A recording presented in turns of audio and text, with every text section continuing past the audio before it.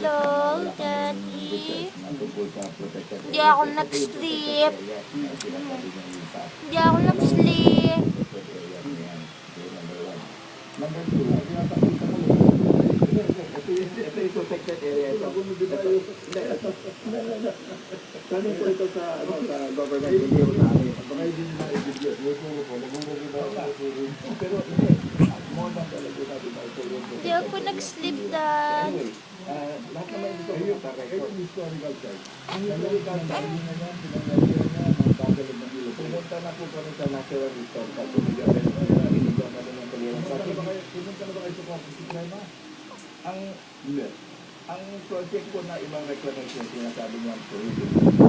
Itong buong muwang area ito, na-reply dito, after 1982, ngayon yung may project dyan sa Parañaque, Las Piñas, na 600 plus hectares, dinala na rin sa Court Ayan, Court of Appeal, di ba?